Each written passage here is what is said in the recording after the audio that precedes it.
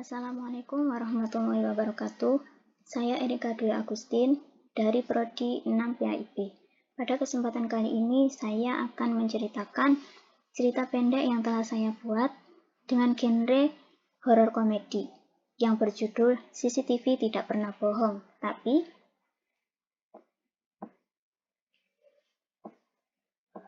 jam menunjukkan pukul 11:30. Di laboratorium komputer 3 yang dingin, Dani asyik mengunyah cireng bumbu rujaknya yang beraroma tajam.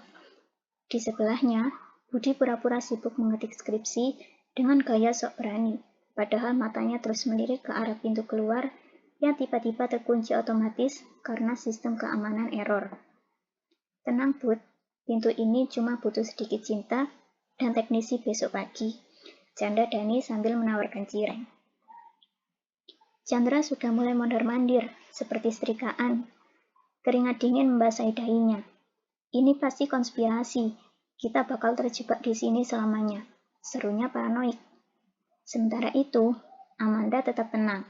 Dengan gerakan anggun, dia mengeluarkan mukena dari tasnya. Daripada panik, mending kita tenang. Saya mau sholat dulu, supaya suasana lebih adem.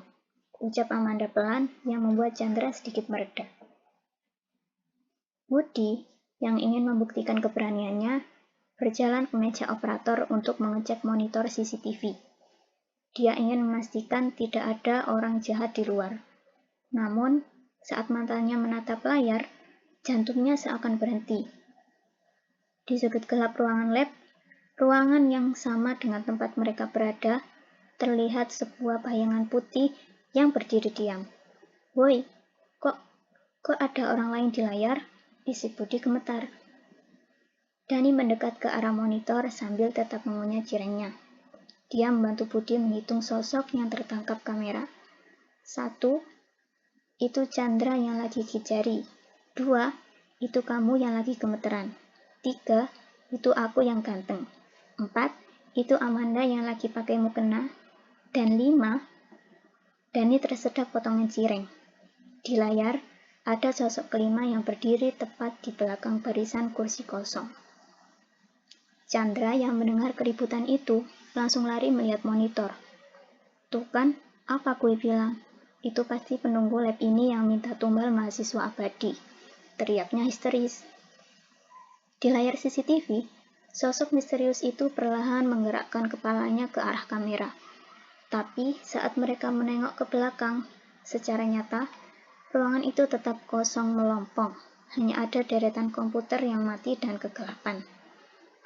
Amanda mulai melaksanakan sholat di pojok ruangan yang agak terang.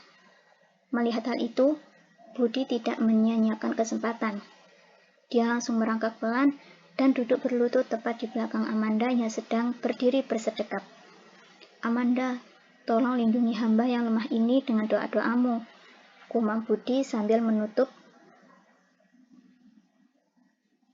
mata rapat-rapat.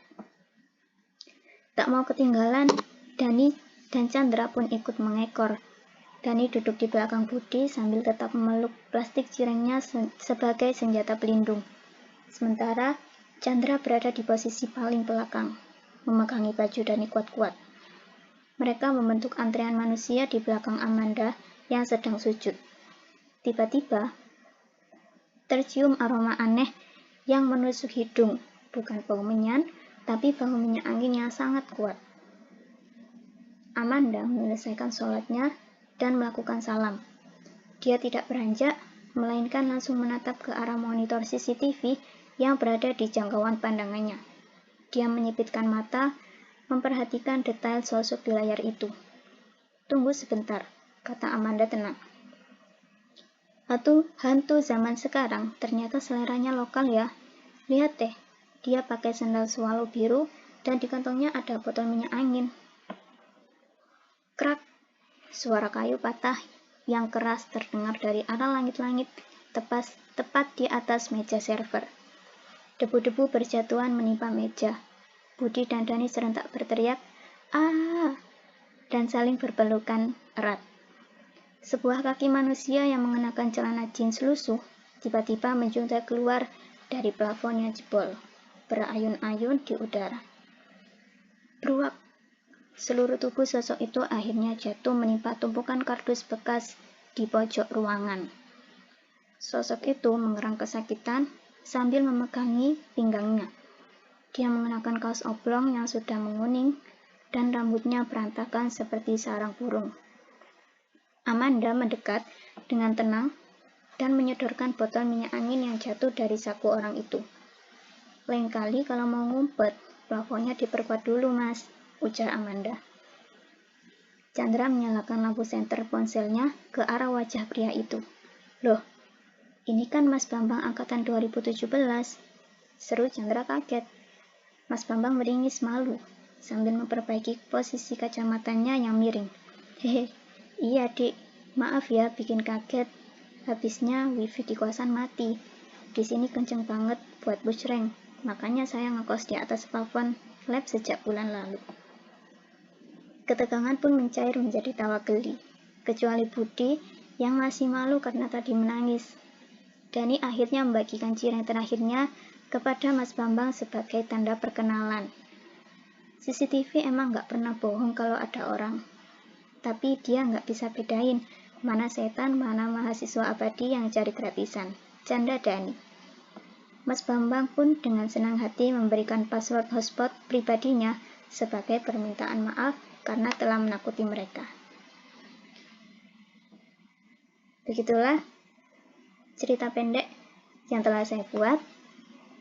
Semoga dapat menarik perhatian dari para penonton untuk mendengarkan dan membaca cerita pendek yang telah saya buat. Mungkin itu saja, kurang lebihnya mohon maaf.